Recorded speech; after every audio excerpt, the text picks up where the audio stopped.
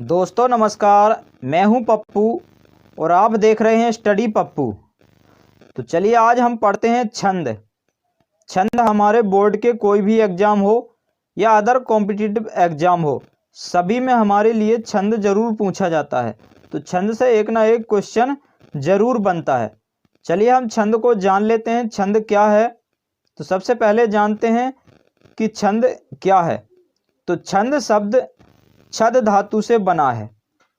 छंद शब्द किस धातु से बना हुआ है? छद धातु से बना है, जिसका अर्थ है आह्लादित करना अर्थात खुश करना। छंद का दूसरा नाम पिंगल भी है। छंद का दूसरा नाम क्या है? पिंगल भी हम इसे कहते हैं। इसका कारण यह है कि छंद शास्त्र के आदि प्रणेता पिंगल नाम के ऋषि थे, तो इसीलिए छंद शास्त्र को पिंगल के नाम से भी जाना गया है।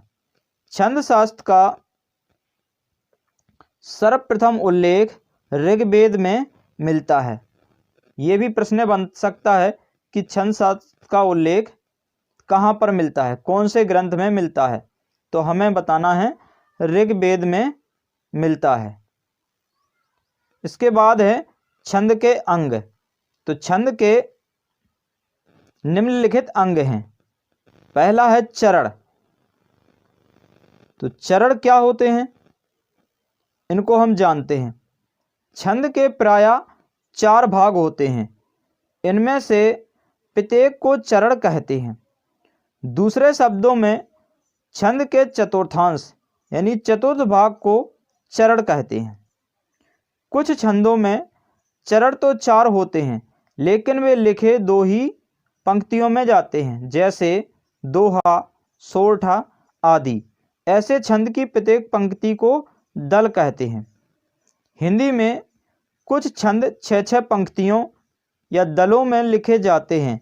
ऐसे छंद 2 छंदों के योग से बनते हैं, जैसे कुंडलियाँ और छप्पा छंद। कुंडलियाँ जो बनती हैं दोहा और रोला से मिलकर बनता है, और जो छप्पा छंद बनता है रोला और उल्लाला से मिलकर बनता है। चरण 2 प्रकार के होते हैं, समचरण और विषम चरण। प्रथम और तृतीय चरण को विषम चरण, द्वितीय और चतुर्थ चरण को समचरण कहते हैं। अगला है वर्ण और मात्रा। वर्ण और मात्रा। तो एक स्वर वाली ध्वनि को वर्ण कहते हैं, चाहे वह हास्य स्वर हो या दीर्घ। जिस ध्वनि में स्वर नहीं हो ऐसे उसे वर्ण नहीं माना जाता है। वर्ण को ही हम अक्षर कहते हैं। वर्ण 2 प्रकार के होते हैं, हास्य वर्ण और दीर्घ वर्ण। हास्य वर्ण वे कहलाते हैं जिसमें छोटा वर्ण होता है, जैसे आ, ई, उ, री, का, की, मतलब छोटा वर्ण वाला हास्य वर्ण कहलाता है। और बड़ा वर्ण, बड़ी मात्रा वाला बड़ा वर्ण कहलाता है। इसके बाद है मात्रा। तो मात्रा किसी वर्ण या ध्वनि के उच्चारण काल को मात्रा कहते हैं। इसमें भी हमें हास्य और दीर्घ मात्रा होती हैं। हास्य मात्राएं वो होती हैं जो छोटे वर्ण होते हैं, और जो दीर्घ वर्ण होते हैं बड़े वर्ण कहलाते हैं, जैसे बड़ा आ, बड़ी ई, बड़ा उ। इस प्रकार के दीर्घ वर्ण कहलाते हैं। अर्थात हम कह सकते हैं हास्य वर्ण वे होते हैं जिन्हें बोलने में हमें कम समय लगता है, वो हास्य वर्ण कहलाते हैं, और जिन्हें बोलने में हमें अधिक समय लगे वह दीर्घ वर्ण कहलाते हैं। इसके बाद है संख्या और क्रम। संख्या और क्रम। तो वर्णों और मात्राओं की गणना को संख्या कहते हैं, जिसमें लघु गुरु के स्थान निर्धारण को क्रम कहते हैं। वर्णिक छंदों के सभी चरणों में संख्या और क्रम दोनों समान होते हैं, जबकि मात्रिक छंदों के सभी चरणों में संख्या तो समान होती है लेकिन क्रम समान नहीं होता है। इसके बाद है गढ़। तो गढ़ क्या होते हैं? गढ़ का उपयोग केवल वर्णिक छंदों में किया जाता है। गढ़ का अर्थ है समूह। तो गढ़ का अर्थ क्या है? समूह। तीन वर्णों के समूह को हम गण कहते हैं। गणों की संख्या 8 मानी गई है। चलिए इसके बाद है गति। तो गति क्या होती है? छंद के पढ़ने के प्रवाह या लय को हम गति कहते हैं। इसके बाद है यति। छंद में नियमित वर्ण या मात्रा पर सांस लेने के लिए रुकना पड़ता है। इसी रुकने के स्थान को यति या विराम कहते हैं। इसके बाद है तुक। तुक क्या होती है? छंद के चरण के अंत में कुछ समान स्वर व्यंजन वाले वर्ण होते हैं जिन्हें हम तुक कहते हैं। और जिस छंद के अंत में तुक हो उसे हम तुकांत छंद, और जिसके अंत में तुक ना हो उसे आतुकांत छंद भी कहते हैं। तो छंद की परिभाषा है, कविता के शाब्दिक अनुशासन का नाम ही छंद है। तो कविता का जो शब्दों का अनुशासन है उसे हम क्या कहते हैं? छंद कहते हैं। कविता के शाब्दिक अनुशासन यानी कविता के जो शब्द हैं उनको एक अनुशासन के हिसाब से यदि हम कविता बना देते हैं, कोई पंक्ति बना देते हैं, तो वो छंद कहलाती है। चलिए हम आगे पढ़ते हैं। आगे हैं छंद के भेद। तो वर्ण व मात्रा के आधार पर चरणों के विन्यास के आधार पर हम छंद को 3 भागों में बांटते हैं: वर्णिक छंद, मात्रिक छंद और मुक्तक छंद। तो वर्णिक छंद में सम, अर्धसम और विषम, और मात्रिक छंद में सम, अर्धसम और विषम, और मुक्तक छंद अकेला होता है। तो सबसे पहले हम जानते हैं वर्णिक छंद। तो वर्णिक छंद क्या होते हैं? वर्णिक छंद जिन छंदों की गणना वर्णों के आधार पर की जाती है, जिन छंदों की गणना वर्णों के आधार पर की जाती है उन्हें हम वर्णिक छंद कहते हैं। जैसे शालिनी, इंद्रवज्जा, वंशस्थ, भुजंग प्रंत, इस प्रकार के वर्णिक छंद होते हैं। मात्रिक छंद वो होते हैं जिनकी गणना मात्राओं के आधार पर की जाती है, वो मात्रिक छंद कहलाते हैं। अर्थात जिनकी गणना मात्राओं के आधार पर की जाए वो मात्रिक छंद कहलाते हैं। जैसे दोहा, चौपाई, सोरठा, रोला, उल्लाला इत्यादि। इस प्रकार के छंद मात्रिक छंद कहलाते हैं। मुक्तक छंद क्या होते हैं? जिस विषम छंद में वर्णिक या मात्रिक प्रतिबंध ना हो, ना प्रत्येक चरणों में वर्णों की संख्या और क्रम समान हो, तो उन्हें मुक्तक छंद कहते हैं। जैसे निराला की कविता में जूही की कली इत्यादि मुक्तक छंद के अंतर्गत आती है। तो छंद के वैसे तो हम छंदों की गणना 2 प्रकार से करते हैं, मात्रिक छंद और वर्णिक छंद। तो चलिए हम इनको पहले फिर से जान लेते हैं। तो मात्रिक छंद क्या होते हैं? जिन छंदों की गणना मात्राओं के आधार पर की जाती है उन्हें मात्रिक छंद कहते हैं। मात्रिक छंदों की गणना लघु या हास्य के प्रयुक्त चिन्ह एक पाई रेखा का मतलब है एक मात्रा। इसके बाद दीर्घ या गुरु के लिए प्रयुक्त चिन्ह एक वर्तुल रेखा, जिसे हम एस का मतलब है 2 मात्रा से प्रदर्शित करते हैं। अर्थात लघु वर्ण को हम 1 मात्रा, और जो दीर्घ वर्ण है दीर्घ को हम एस यानी 2 मात्रा से प्रदर्शित करते हैं। चलिए हम पढ़ते हैं मात्रिक छंदों में। सबसे पहले हमने लिया है चौपाई छंद। तो चौपाई छंद क्या होता है? यह सममात्रिक छंद है। इसमें 4 चरण होते हैं। प्रत्येक चरण में 16 मात्राएं होती हैं। तो चौपाई छंद में के प्रत्येक चरण में 16 मात्राएं होती हैं और चरण के अंत में 2 गुरु होते हैं। जैसे उदाहरण के माध्यम से हम समझ सकते हैं, बंदहु गुरुपद पदुम परागा, सुरुचि सुबास सरस अनुरागा। जैसे यहाँ पर हमने मात्राओं की गणना भी की है।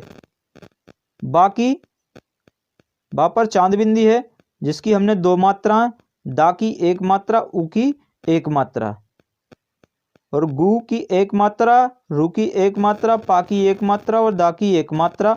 पा की यहाँ पर 1 मात्रा, दू की 1 मात्रा, माँ की 1 मात्रा, पा की 1 मात्रा और बड़ा रा की 2 मात्रा, बड़ा गा की 2 मात्राएं।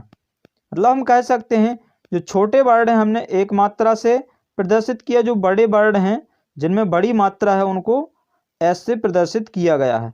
तो इसमें हम गणना कर सकते हैं यहाँ पर। तो चौपाई के प्रत्येक चरण में कितनी मात्राएं होती हैं? 16 मात्राएं होती हैं।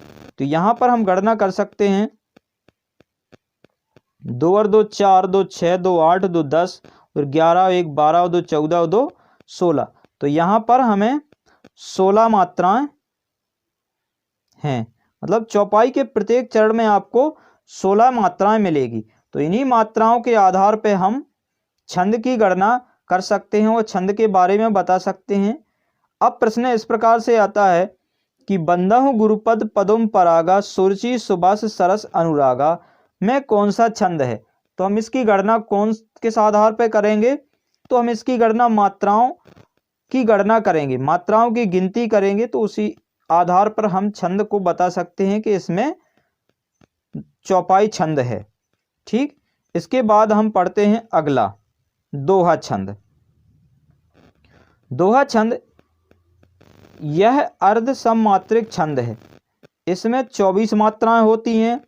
इसके विषम चरण यानी प्रथम चरण और तृतीय चरण में 13-13 मात्राएं तथा सम चरण यानी द्वितीय और चतुर्थ चरण में 11-11 मात्राएं होती हैं। जैसे रहीमन पानी राखिए, रहीमन पानी राखिए, बिन पानी सब सून, पानी गए न उबरे, मोती मानस चून। तो यहाँ पर आप मात्राओं की गणना भी मैंने स्पष्ट कर दी है। तो आप देख सकते हैं कौन से वर्ड की कितनी मात्राएं होगी। तो ये मात्राओं को आप देख सकते हैं और आप पहले और तीसरे चरण में 13-13 मात्राएं और दूसरे और चौथे में 11-11 मात्राएं आपको मिल जाएंगी। चलिए अगला छंद है सोरठा छंद। सोरठा छंद क्या होता है? यह भी अर्ध सममात्रिक छंद है। यह दोहा का विलोम होता है। मतलब जो सोरठा छंद होता है वो दोहा का उल्टा होता है। तो कैसे उल्टा होगा? इसके प्रथम व तृतीय चरण में 11-11 और दूसरे व चतुर्थ चरण में 13-13 मात्राएं होती हैं। जैसे सुनी के बट के बैन, प्रेम लपेटे अटपटे, बिहंसे करुणा ऐन, चितई जानकी लखन तन। तो ये कौन सा छंद होगा? ये सोरठा छंद होगा। तो दोहा छंद और सोरठा छंद आप समझ गए होंगे। तो एक ट्रिक के माध्यम से भी आप इसे जान सकते हैं। जो दोहा छंद होता है, दोहा, दोहा को हम कह सकते हैं। इसके बाद सोरठा, सोरठा। तो दोहा छंद के पहले और तीसरे में 13-13 मात्राएं होती हैं और सोरठा का जो पहला और तीसरा होता है इसमें 11-11 मात्राएं होती हैं। तो इसके लिए एक ट्रिक है। दोहा हमारा 2 वर्णों का शब्द है और सोरठा हमारे 3 वर्णों का शब्द है। तो यहाँ पर 2 वर्ण, जो छोटा है उसकी संख्या बड़ी होगी और जो बड़ा है उसकी संख्या छोटी होगी। तो ये एक ट्रिक है दोहा और सोरठा को पहचानने की। चलिए अब अगला छंद पढ़ते हैं। अगला छंद है गीत का छंद। तो गीत का छंद क्या होते हैं? यह एक मात्रिक छंद है।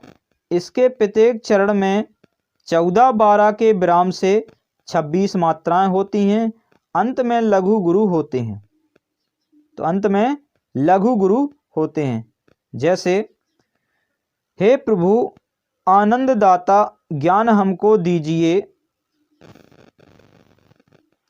सीख सारे दुर्गुणों को दूर हमसे कीजिए, लीजिए हमको शरण में, हम सदाचारी बने, ब्रह्मचारी धर्म रक्षक वीर व्रतधारी बने।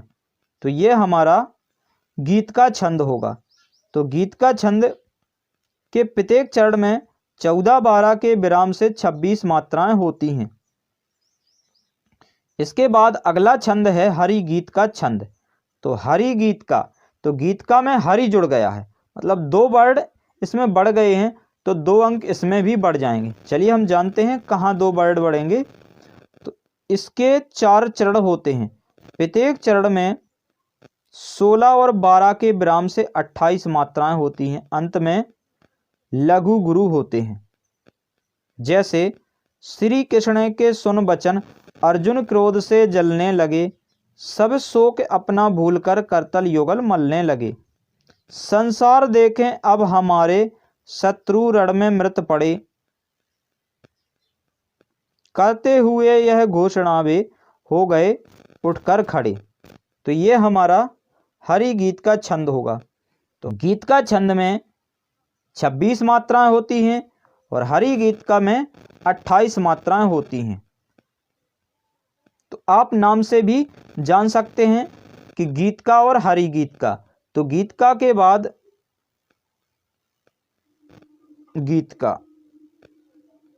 गीत का में यदि हम हरि को जोड़ देते हैं, हरि को प्लस कर देते हैं, तो हरि में यहाँ पर 2 वर्ड बढ़े हैं, तो यहाँ पर 2 मात्राएं बढ़ जाएंगी। ठीक, इसके बाद हम पढ़ेंगे रोला छंद। रोला छंद क्या होते हैं? इसके प्रत्येक चरण में 11 और 13 के विराम से कुल 24 मात्राएं होती हैं। प्रत्येक चरण के अंत में 2 गुरु या 2 लघु वर्ण होते हैं और 2-2 चरणों में तो आवश्यक है। यह मात्रिक समछंद है। चलिए इसका उदाहरण भी देख लेते हैं। उदाहरण है, जो जग हित पर प्राण निछावर है कर पाता, जिसका तन है किसी लोक हित में लग जाता।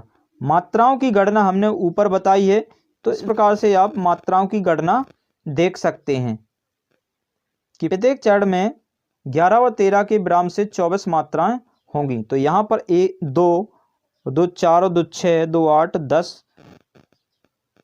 11 12 2 14 2 16 2 18 2 20 2 22 2 24, इस प्रकार से 24 मात्राएं हो गई।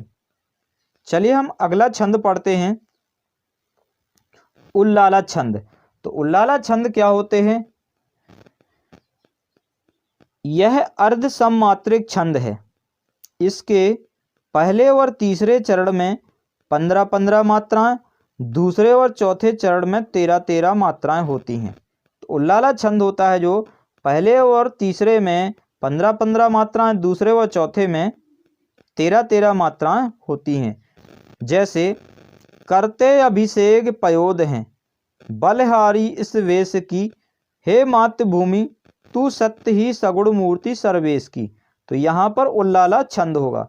तो इसके उल्लाला छंद में पहले और तीसरे चरण में 15-15 मात्रा होंगी, दूसरे और चौथे चरण में 13-13 मात्रा होंगी। चलिए अगला छंद है छप्पा छंद। तो छप्पा छंद क्या है? अभी तक हमने जितने भी छंद पढ़े हैं 4 चरण वाले छंद पढ़े हैं। छप्पर छंद होता है, नाम से ही स्पष्ट है, 6 चरण। यह 6 चरण वाला विषम मात्रिक छंद है। इसके प्रथम चरण रोला के तथा अंतिम 2 चरण उल्लाला के होते हैं। इसके जो प्रथम 4 चरण होते हैं वो रोला के होते हैं, अंतिम 2 चरण होते हैं वो उल्लाला के होते हैं। तो रोला और उल्लाला से मिलकर ही छप्पर छंद बनता है। जैसे नीलांबर, नीलांबर परिधान हरित पट पर सुंदर है, सूरचंद युग मुकुट मेखला रत्नाकर है, नदियां प्रेम प्रवाह फूल तारा मंडल हैं, बंदी जन खग वृंद शेष फन सिंहासन है। और करते अभिषेक पयोद हैं, बलहारी इस वेश की, हे मातृभूमि तू सत्य ही सगुण मूर्ति सर्वेश की। तो ये हमारा छप्पा छंद हो गया। इसके बाद है अगला छंद है कुंडलियां। तो कुंडलियां भी, इसमें भी 6 चरण वाला विषम मात्रिक छंद है। इसके प्रत्येक चरण में 24 मात्राएं होती हैं। इसके प्रथम 2 चरण दोहा और बाद के 4 चरण रोला के होते हैं। ये दोनों छंद कुंडली के रूप में एक दूसरे से गुथे रहते हैं, इसलिए इन्हें कुंडलियां छंद कहते हैं। जैसे पहले 2 दोहा रहे, रोला अंतिम 4, रहे जहां 24 कला, कुंडलियां का सार। कुंडलियां का सार चरण 6 जहां विराजे, दोहा अंतिम पाद सुरोला आदि ही छाजे। पर सबही के अंत शब्द वह ही दोहरा ले, और दोहा का प्रारंभ हुआ हो जिससे पहले। तो ये हमारी कुंडलियां छंद हो गए। तो दोस्तों, वीडियो कैसा लगा कमेंट में ज़रूर बताएं। यदि वीडियो पसंद आया हो तो वीडियो को लाइक करें और चैनल को सब्सक्राइब करें और अपने दोस्तों में ज़्यादा से ज़्यादा शेयर करें।